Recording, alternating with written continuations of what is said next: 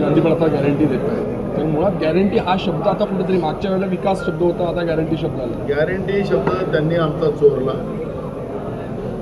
मुद्दाम जाणीवपूर्वक शब्द वापरतो. कर्नाटकच्या निवडणुकीमध्ये राहुल गांधींचं प्रत्येक भाषण ऐका. राहुल गांधीजींनी कर्नाटकच्या जनतेला गॅरंटी दिली की आम्ही आमचं सरकार आलं तर हे 5 मुद्दे आम्ही पहिल्याच कॅबिनेटमध्ये ते निकाली काढू. त्याच्यामध्ये शेतकऱ्यांचं कर्जमाफी होती, गॅस सिलेंडर महागाईचा प्रश्न होता, असे काहीतरी 5 मुद्दे होते. आणि राहुल गांधीजींनी दिलेली गॅरंटी कर्नाटक सरकारमध्ये पूर्ण करण्यात आली. त्याचप्रमाणे तेलंगणामध्ये सुद्धा ती गॅरंटी देण्यात आली. तेलंगणामध्ये सुद्धा परवाच आपण पाहिलं की सगळ्या राहुल गांधीजींनी जनतेला गॅरंटी दिली होती, ते पूर्ण केली. आमच्या गॅरंटीतला हा फरक आहे की जे शब्द दिला, जी गॅरंटी दिली ती पूर्ण करायची.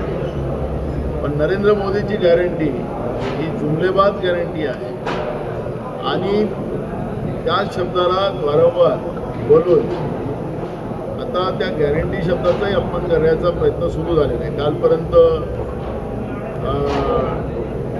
आदर्श शब्दालाही बदनाम करण्यात आलं, आता आदर्श त्यांच्यामध्ये सामील झाला.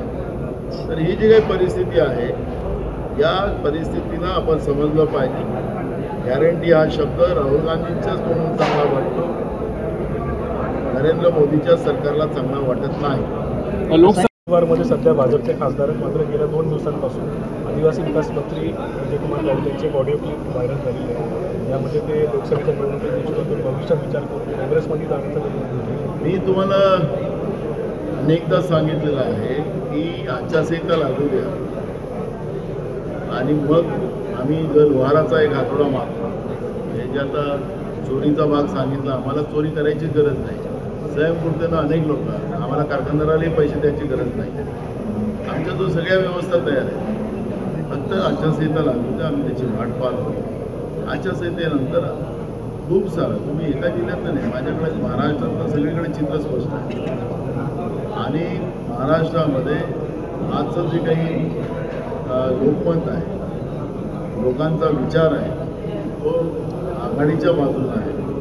आणि हे अनेक सर्वेमध्येही स्पष्ट होतं आणि जनभावनेतही स्पष्ट होतं. धुळ्यात आलेले आता तुम्ही असं काही डॅमेज कंट्रोल किंवा अजून काही आमदार बीजेपीत जातील अशी पण चर्चा आहे. आणि एक बीजेपीचा एक पॅटर्न असा राहिलेला आहे, ज्यावेळेस यात्रा येते त्यावेळेस ते आमदार फोडतात किंवा महत्त्वाचे जे नेते ते बीजेपीत घेतात. एक असा आतापर्यंतचा पॅटर्न राहिलेला आहे. तर तुम्ही काय खबरदारी घेता? बीजेपी डाकू आहे का सोडतात म्हटलं ना? मला हे कळत नाही की किती कमजोर आहेत बीजेपीवाले. त्यांना आमचे लोक आयात करावं लागतात.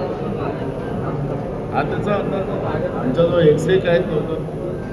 आम्ही नांदेडमध्ये पण काँग्रेस जिंकेल, आमच्याजवळ तसे सक्षम लोक आहेत. भाजप हे कमजोर पक्ष आहे म्हणून दुसऱ्याचे लोक चोरतात, आयात करतात, मोठे मोठे प्रलोभन देतात. साखर कारखान्याला कोट्यावधी रुपये शेतकऱ्यांच्या नावाने पैसे काढलेत त्यांनी परवा बजेटमध्ये.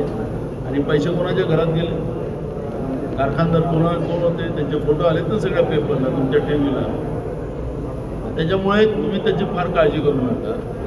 आमच्याजवळ सक्षम लोक आहेत. आमचा सामान्य कार्यकर्ता सुद्धा काँग्रेसचा हे युद्ध जिंकेल.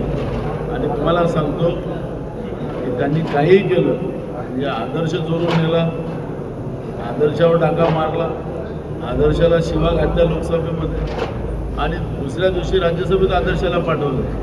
ही सगळी नियत, त्यांच्यात जी खोटी नियत आहे, त्यांचं कसं या देशामध्ये भ्रष्टाचारी लोकांना जमा करून सत्ता चालवण्याचं काम सुरू आहे. भाजपचा खरा चेहरा लोकांना स्पष्ट दिसतो आहे. त्यामुळे तुम्ही फार काळजी करू नका. कोण जाणार आहे येणार आहे त्याचा काही फरक पडत नाही काँग्रेस. एबीपी माझा, उघडा डोळे बघा नीट.